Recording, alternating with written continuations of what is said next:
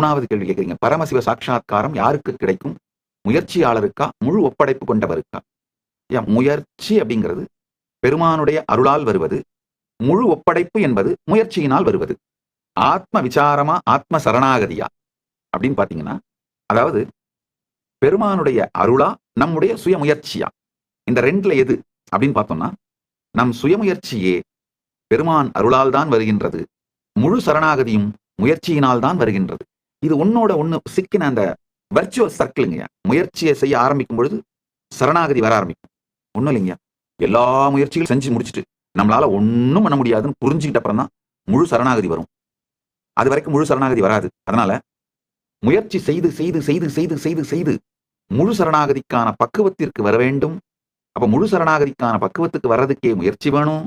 அதே மாதிரி முயற்சி பண்ண பண்ண முழு சரணாகதிக்கான, முழு ஒப்படைப்புக்கான பக்குவம் வர ஆரம்பிக்கும். முழு ஒப்படைப்புக்கான பக்குவம் வர வர சரியான முயற்சி எது அப்படின்றது புரியும். இது எல்லாமே ஒரு விஷய சர்க்கிள்ங்க, தனித்தனி இல்லைங்க.